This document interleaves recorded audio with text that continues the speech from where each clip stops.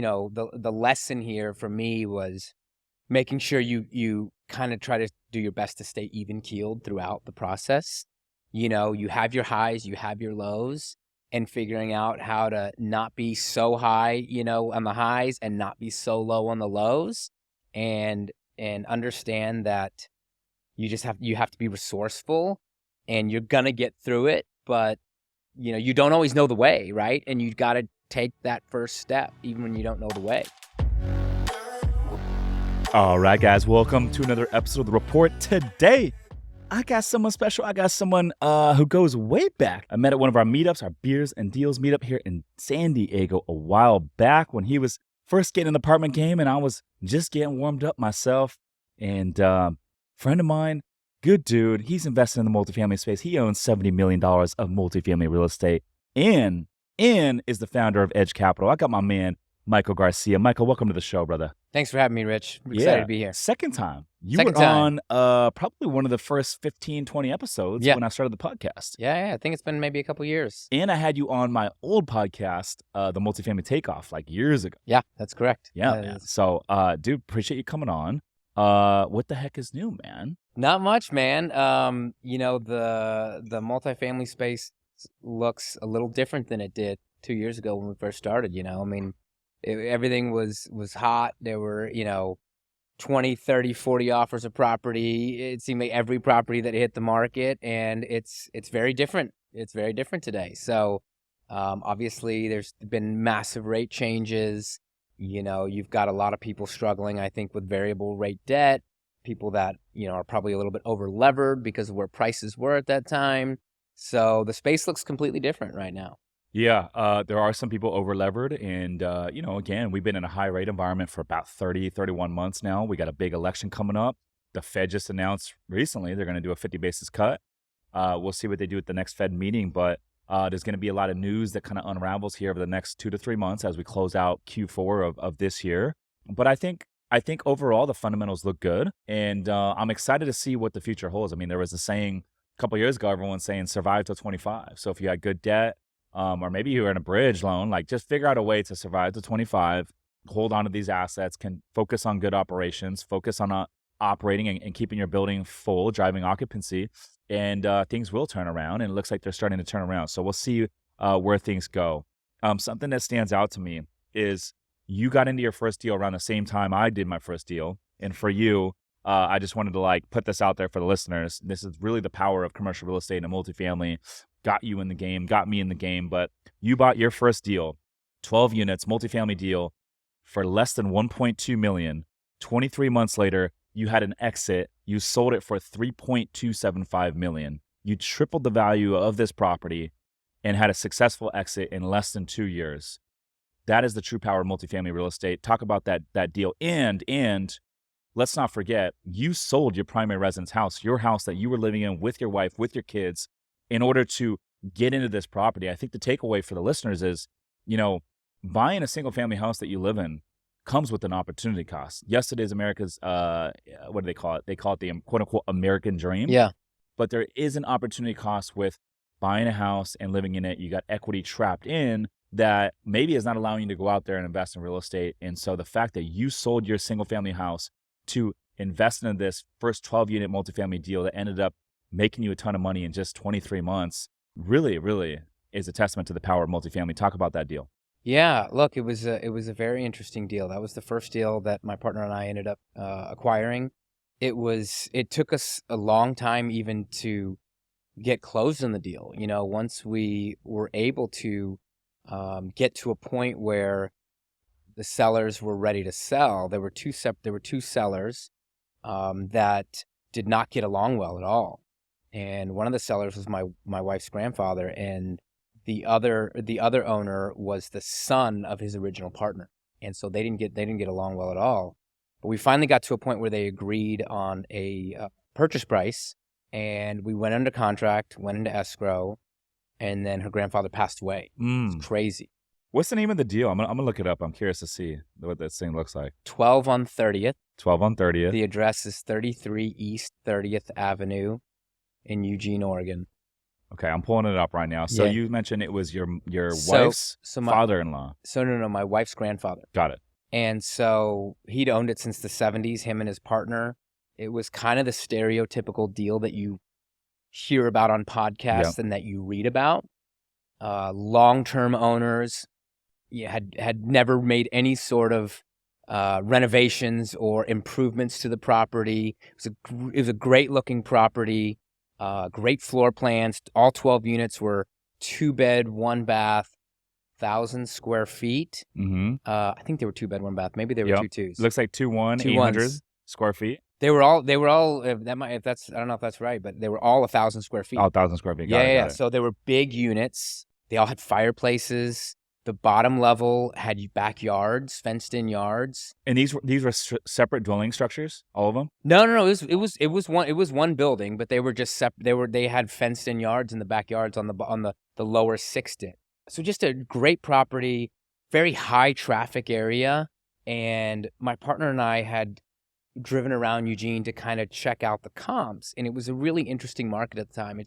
It's changed since then, but at the time there wasn't really any. It's a smaller market, right? It's a college town, but there wasn't really any in between. There were the very old buildings that had really low rents, kind of in the $600 to $800 a month range. And then there were the Class A buildings, right?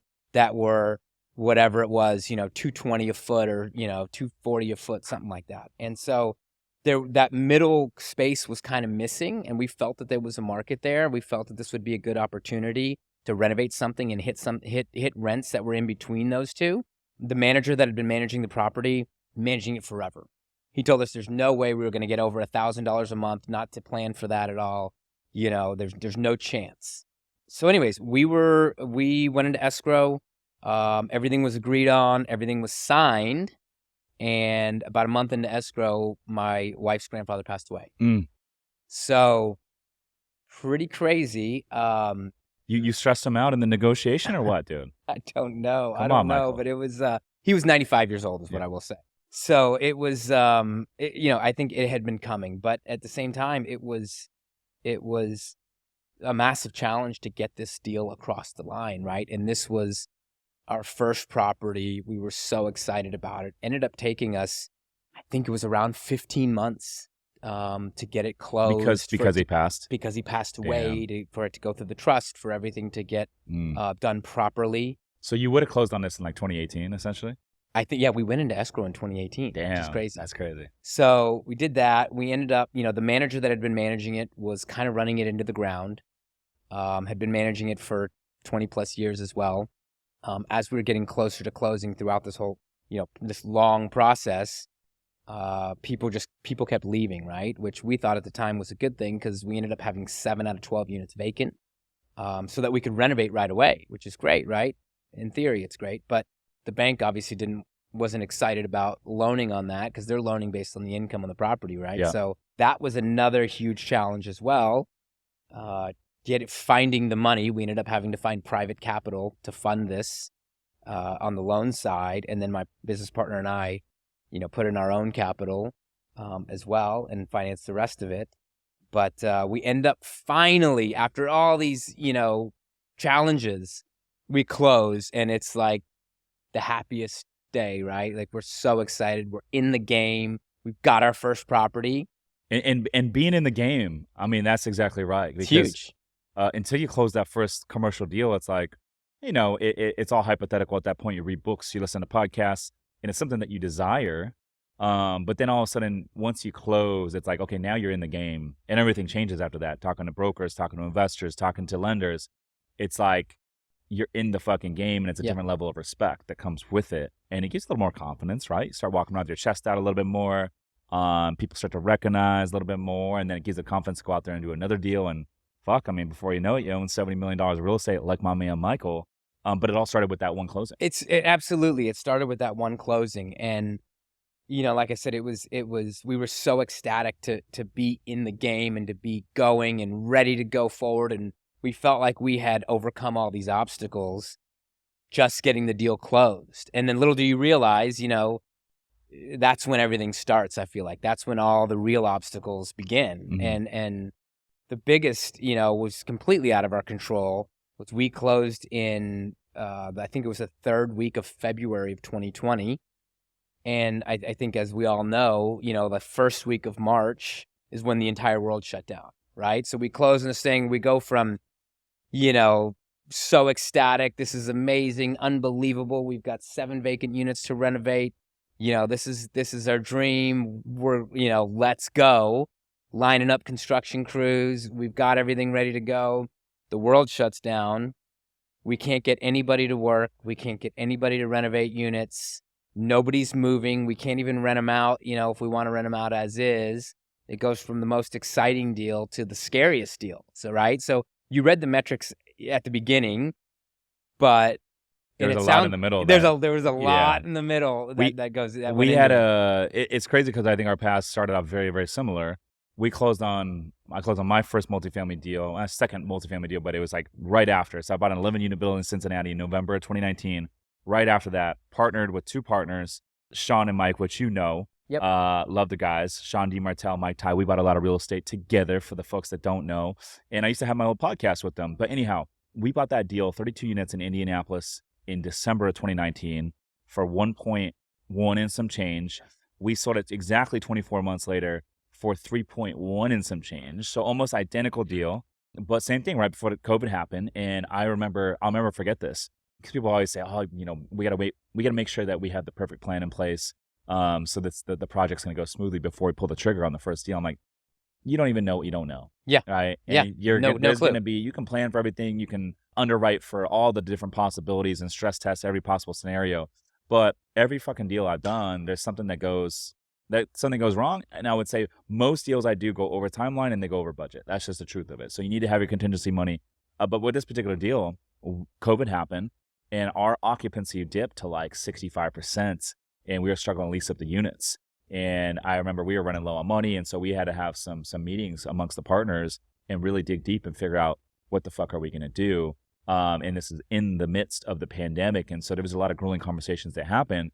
But people see the end game. Oh, you guys bought it for 1.1 and you sold it for 3.1. Like, man, what a fucking awesome deal. I was like, no. There was a lot of fires that popped up along the way. But it's like the resiliency, the commitment to the end goal and the end target, and the commitment to problem solve and figure things out and come up with solutions, right, is what makes these business plans go. Now, I think if you could do it and you have a little bit of a risk tolerance and you can muster this stuff, real estate is very forgiving. If you have enough time and you have the ability to bring in more capital when needed and to figure things out. Yeah, no, completely agree. Look, you don't want to have short-term debt and you don't want to be over-levered, right? So if you have time, that's massive. That's what you need on your side. And we did have time, but like you said, it was very scary in the moment because there were so many unknowns. I mean, that had never happened before, right? So we didn't know how long that was going to last. We didn't know how long people weren't going to be moving. We didn't know how long there weren't going to be, no one was going to be working. And we just kept hammering on the management, like, what can we do? What can we do? We finally got to a point where we could have one person in a unit at a time, which, as far as, one of the biggest things that you also want is speed. Yeah. And money loves speed. There's no speed when you got one person, at a time renovating units. And these units also, they hadn't been touched, since whenever, I don't know, 70s, 80s, whatever, it had just little minor things had been fixed. So there ended up also being a lot more, the renovation costs were higher than expected, right? We ended up having to replace all the sliders. We ended up having to replace all the windows. We ended up having to, go inside, pull out some drywall and replace, some of the wood framing inside and the flooring joists, things like that we hadn't necessarily planned on as well because it was an old building and was dilapidated. How much did you put into the renovation?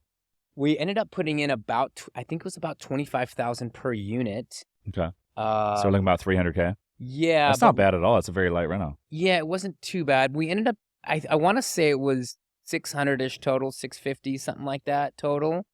So we still ended off well, but we definitely had underestimated the renovation costs, and the amount of things that needed to be done to that building. So, but look, again, all in all, it ended up great. But man, when I say it was scary, that doesn't even you know, begin to describe the situation to go from complete, happiness and jubilation of getting your first property to like, oh shit, what did we do?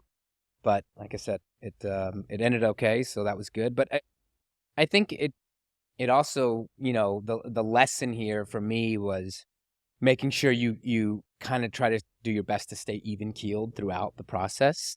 You have your highs, you have your lows, and figuring out how to not be so high, on the highs and not be so low on the lows, and understand that you have to be resourceful, and you're gonna get through it, but you don't always know the way, right? And No. you got to take that first step even when you don't know the way.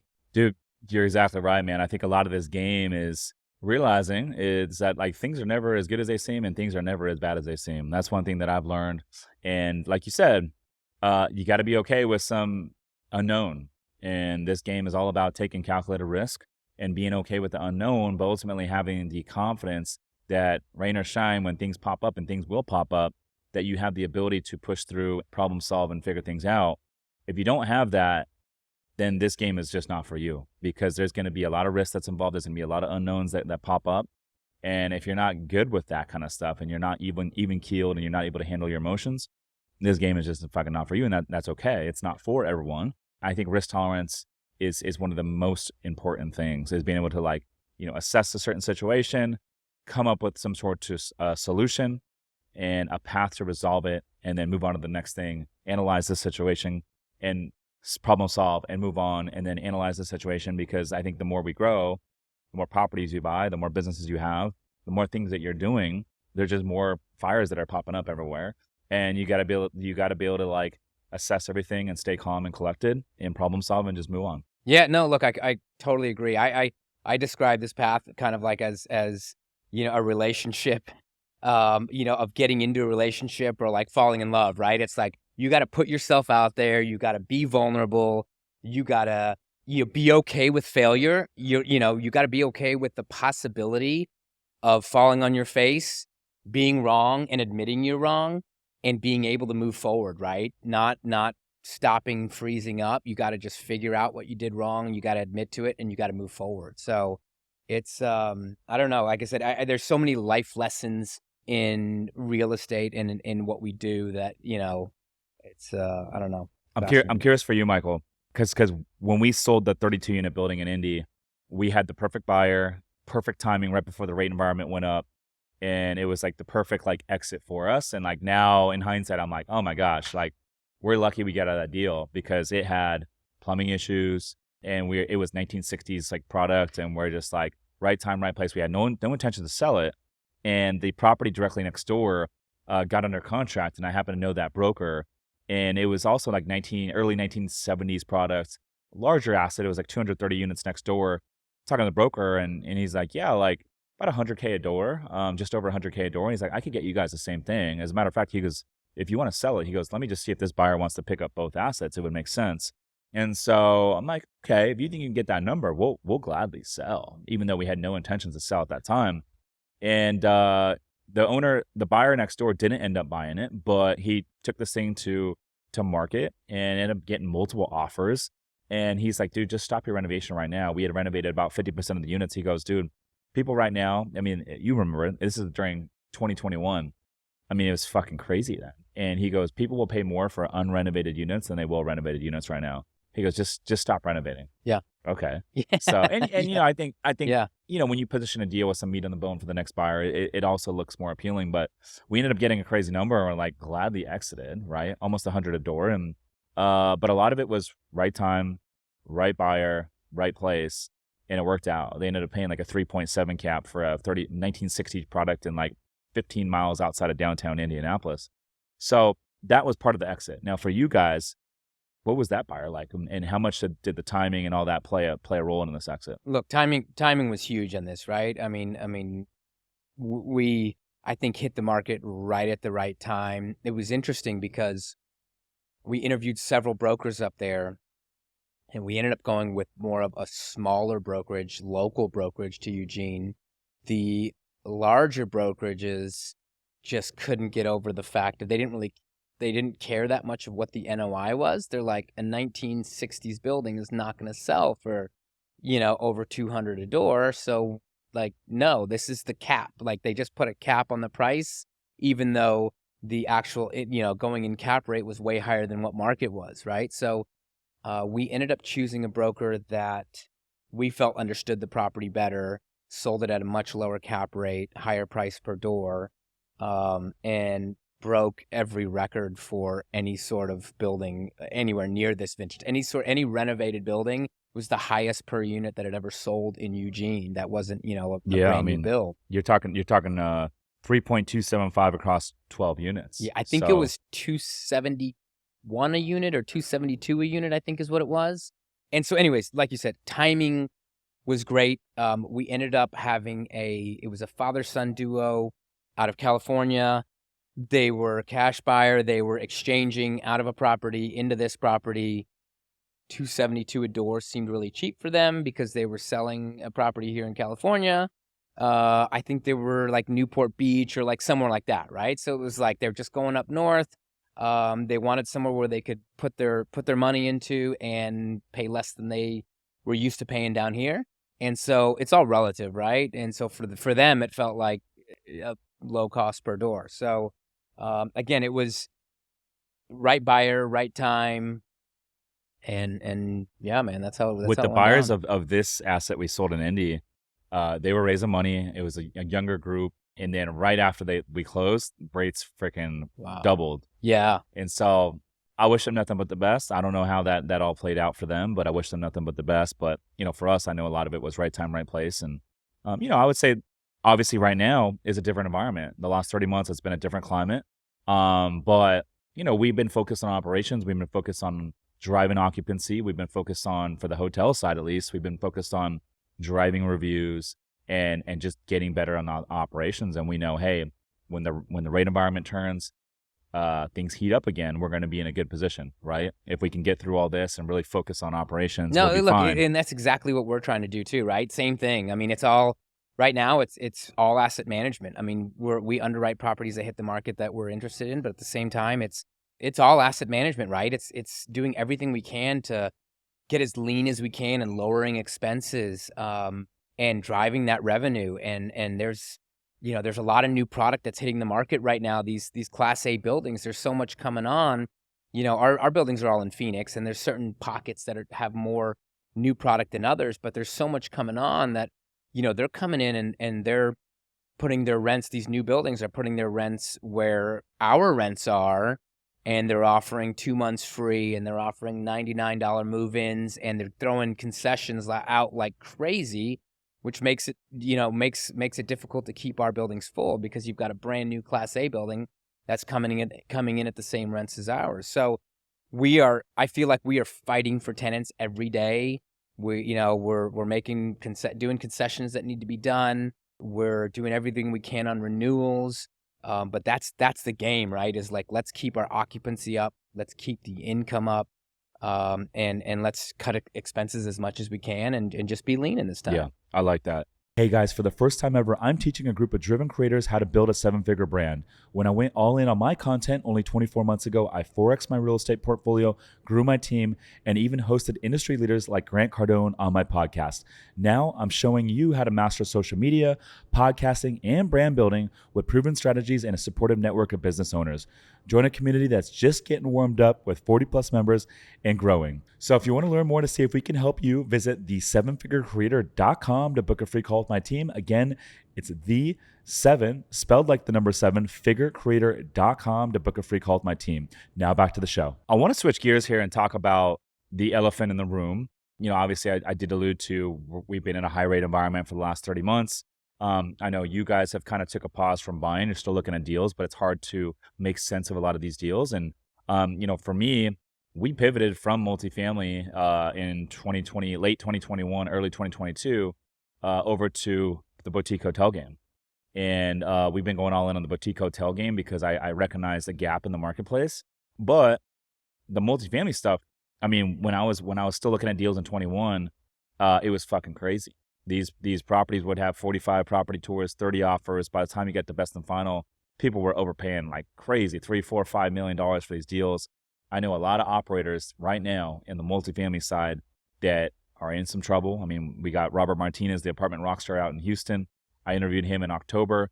He bought a Class A building, $17 million of investor equity, $51 million Freddie loan, foreclosed on that Yeah. thing.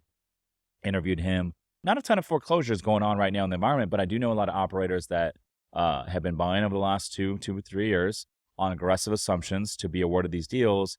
And they're a little bit quiet right now. You don't see them on social media. You don't see them doing podcasts anymore. Some of these investors are like, oh yeah, we haven't got a distribution in quite some time. I don't see these folks coming out to our meetups anymore, which is interesting, which is very interesting. And I kind of recognized this in 21 when I saw what people were paying.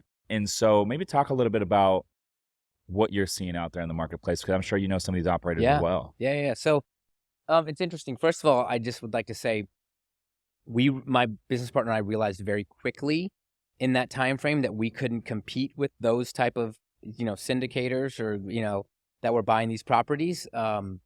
Because as you said, there were 15, 20, 25 offers on properties. So we quickly pivoted. Every deal that we bought ended up being off market, and we were going direct to sellers. We had a broker that was calling owners as well. So that was something that we had to do, and because we weren't willing to underwrite as aggressively as a lot of these other people were. So that was the only way we were able to acquire in that time frame, right, and comfortably acquire things. So that was a big part of it. But yeah, no, definitely. Look, I'm seeing the same thing you're seeing, right? I mean, you got two different mindsets. You got one, which is kind of what we're doing right now, which is hunkering down, doing everything we can on the asset management side, stabilizing everything, making sure that the portfolio was clean before we go out and really start acquiring again.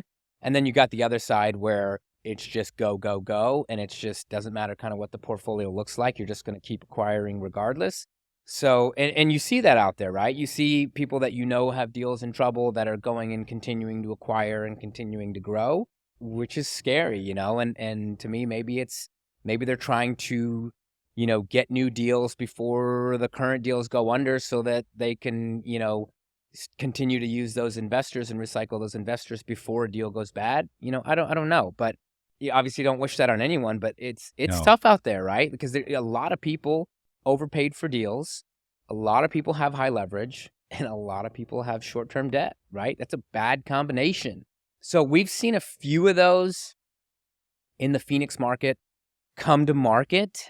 Not as many as you would think, which is interesting, but a few of those have come to market, have gone back to the bank. The bank's done the process, where we've been talking to the brokers before the bank's taken it over. Bank ends up taking it over, and then the process just goes that much longer. The banks want to run the full process. They at least with us anyways, they didn't.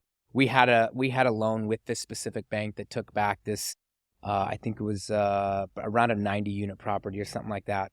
We were trying to buy it directly from the bank, but they ended up deciding to take it to market. They wanted to run the full process. They ended up having several offers, ended up going for more than we wanted to pay for it. So, we didn't end up getting that deal. But, there's a deal right now. Was that that bank, did they do like long-term permanent financing, or they did a lot of bridge loans? It was a bridge lender. Okay, got it. And they were going to seller finance the deal too? Yeah, they were. Yeah. I think that's one of the best avenues to get an off-market deal today. We bought one of our most recent deals, not our most recent, but the one before that we bought in December of last year, 40-unit boutique hotel, 2021 construction up in Lake Chelan, Washington. And the developer had built it and got into some trouble with some other projects that he had going on, wasn't able to make his debt service payment, wasn't a hotel operator, knew how to build assets, but didn't know how to operate. And this bridge lender we had a great relationship with, they did the deal here in Italy. They funded our deal up in Sonoma Coast, and they were like, hey, they were walking this property down here in Italy, just kind of checking in on the renovation. And they're like, hey, we're taking back this asset up north. This is like November of last year. And they said, we got to get this off our books by the end of December.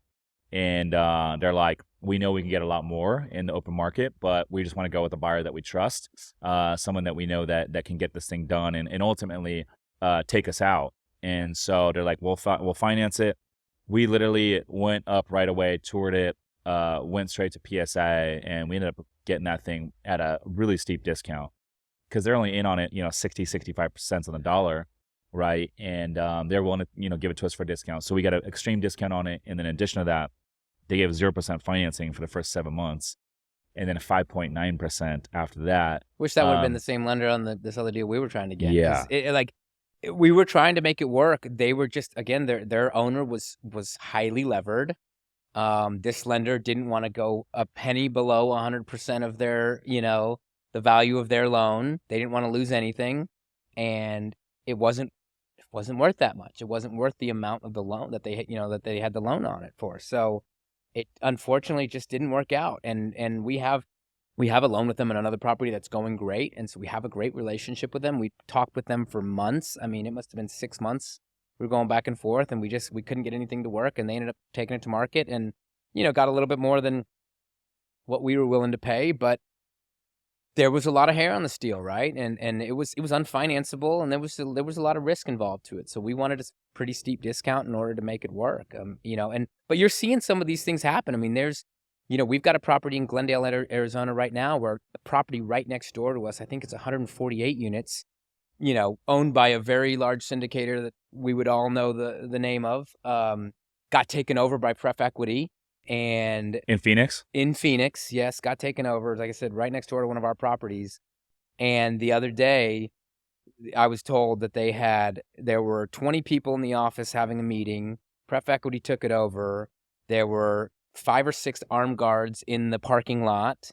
There was probably $400,000 to $500,000 worth of materials, stone and appliances and all kinds of stuff in the parking lot, just covering the parking lot. And there's armed guards there, and they're just the Pref Equities brought some management group in, and they're trying to renovate 80% of the units as fast as they can. So, there's what was with the security guards again? So they're guarding the construction materials, right? They don't want stuff to get stolen. Okay, got it. Because there's quartz everywhere. Yeah. There's appliances everywhere. The entire parking lot is just full of construction materials. Got it.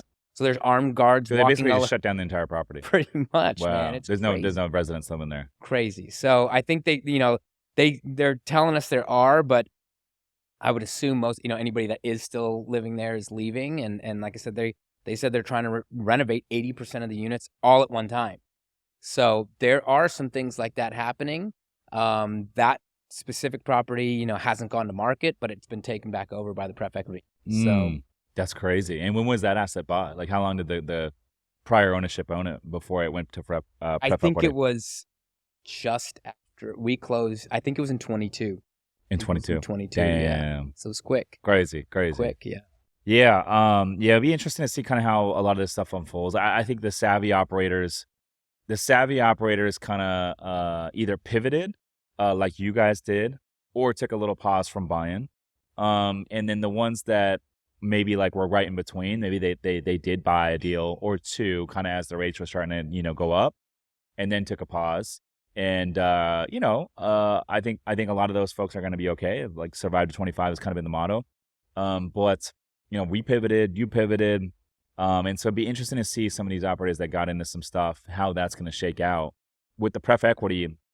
You think there's been a lot of those transactions happening where Pref Equity comes in and says, hey, we're gonna get this property to where it needs. We're gonna bring in some cash injection.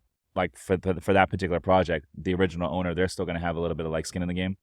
Yeah, I mean, I would assume so. I know there's been like a lot of rescue capital that's been coming in as Pref Equity, and if they still can't perform, then they just take it over right away. And that's kind of what seems like happened in this situation, because I know this specific group has brought in a lot of rescue capital. And I would assume they just still weren't able to make the deal work, so it was taken over pretty quickly. And again, I would assume they still have equity in the deal, but it seems like when rescue capital comes in, everybody else is pretty much getting wiped out, right? Because the rescue capital is getting paid back first, or they're not coming in, and so it typically wipes out all the rest of the investors' equity, right? So it's just a bad deal all around for everyone, and it's unfortunate that. I guess, that there were so many groups out there that were doing that were irresponsible when they were buying and buying at the cap rates that they were buying and overpaying as much as they did and putting as much debt on it as they did, Yeah, So, absolutely. Absolutely. So I want to switch gears here a little bit. And dude, you have something very interesting that you've done before in terms of your workout routine and all that sort of stuff. I don't know if you've done this more than once, but talked about in the first podcast. I think it's very unique. I'm gonna talk about it again. You do something called the 4x4x48, introduced by David Goggins. 4 miles every 4 hours, 48 miles total in 48 hours. What the heck is that? You're crazy. Oh man, it was look, I'm glad I did it, but I don't really want to do it again. I like challenging myself in ways like this just to kind of prove to myself that I can still do things, I used to be an athlete, I would say. And so anyways, I was out with a buddy of mine one night and we'd had a couple drinks and he told me about this challenge and that he was going to be doing it. He was on a podcast, I guess with David Goggins, and Goggins asked him to do it, so he did it for his charity. Asked me if I would do it with him, and I'm like, yeah, of course, no problem, let's do it. Because at the time I was running a lot, but I was not like this. I was running 3 to 4 miles a day, probably 4 to 5 days a week, which is a decent amount, but not to run 48 miles in a weekend. And as it got closer, I realized I hadn't really trained too much for it, so I started kind of like increasing the amounts that I was running. But I'm like, 4 miles, like I can run 4 miles at a time at any point in the day, right? It's all going to be mental. And so, yeah, man, so we ended up doing it. We started on a Friday at 4 p.m. or 8 p.m. and we ended on Sunday, I think our last run was at noon. And you run 4 miles every 4 hours for 48 hours. So you do the math, it's, whatever, 8 p.m., midnight, 4 a.m., 8 a.m., and you just keep going. So, And so the 4 miles takes about what? Just under an hour if you're just kind of yeah, jogging? so, yeah, exactly. So if you're kind of, cruising, kind of just depends, anywhere from, let's say, 35, 45, 50 minutes. Each one kind of goes a little bit longer. And then you've got 3 hours in between, which sounds like a decent amount of time. But if you go home and you shower and then you try to get a little rest and then you got to get back, we had a meeting point where we had to meet at the, at this certain spot every 4 hours. You don't get a lot of time, To just after chill, yeah. after you get back and you shower and you rest, you got like maybe an hour and a half of like rest or something. So it was exhausting to say the least, but like I said, I'm glad I did it. I mean, it was, running through the night, I would say probably the midnight and the 4 a.m. runs were the hardest. Those are the hardest? Yeah, one of the nights it was raining on us. Damn. That was kind of brutal. One of the midnight runs, there were, some kids drinking in a parking lot, yelling at us while we were running, telling us we're idiots and we're crazy. And So how many run sessions does that come out to? Is that 12? yeah, 12. So at what run was it when you were like, fuck, this is gonna be a lot? Because for the first couple, you're like, okay, I got this. Yeah, but you start off excited. yeah, And then you're like, I got 10 left. yeah, I made it through the first night. I felt like pretty easily, on adrenaline. And then the next day, the lack of sleep and lack of rest kicks in, as well as your legs are getting tired. Saturday night, the midnight and the 4 a.m. were the hardest ones for sure, right? Because you had already gone Friday night without much sleep. You'd run, half the night Friday night. You ran half the day Saturday. You've now run, 24, 28 miles, and you get to that midnight run, and it's raining on us, and there's kids in a parking lot screaming at us while we're running. What were the kids screaming at? They were just yelling, I mean, it was like high school kids that were boozing, just, you guys are idiots. The hell are you doing? Go home, you idiot. Like, okay, whatever. But yeah, man, so we ended up doing it that night. The 4 a.m. was really rough. That's when I really started feeling my legs going out. And yes, it is mental, and you can, force yourself, mentally to get through it, which I did. But man, your legs feel so heavy. Your feet are killing you. You've got blisters on all your feet. My calves were starting to cramp. It was painful. Like I said, the 4 a.m. was the worst one on Sunday morning. Yeah. Because it was still pitch dark out. It was cold. Your whole body hurts. You're exhausted from, lack of sleep for 2 nights. Once we got to the 8 a.m., It's a little bit better. You got a little bit more energy because it was light out. There were people outside, it was Sunday. People were outside walking and running, and Yeah. you kind of have a little bit more energy. We're, running by the beach, and so it gave you kind of a little bit of like a And you were closer to the boost. end, right? You're like, okay, And I'm you're almost close to there. the end. You Yeah. can see the light at What the was end the of the last tunnel. run? Was it noon on Sunday? I think the last one was at noon. Yeah. Yeah, it was. And that one was the easiest out of the back half, maybe? That was definitely the easiest out of the back half, just because you knew it was the last one, and you just like, all you want to do is just get through that and finish that. And so I felt like my feet weren't even like lifting off the ground, like they were just Really? so heavy. Oh. And I saw a video of myself doing it on the last run, and it's like I look like an old man running. But it was, like I said, it was painful. I was sore for a while, but I'm glad I did it. It's like it's one of those things that you look back on, and you push through, and you realize you can do things that sometimes you don't think you can do. The mind is a powerful thing. For sure. Oscar, you're a big runner. What are your thoughts on the 4x4x48 running 48 miles in 48 hours? You think that would be challenging for you? Yeah. It's Yeah. it's a lot. And that was my thinking too. I'm like, I'd rather run. I'm like, I think so. I've run a half marathon before. I've never run a marathon, but I was like, I wanted to run a marathon, but I'm like, this is longer than a marathon, but it's also broken up. I think this would be better. Going back, I feel like running a marathon would probably be better than doing this, because there's so much.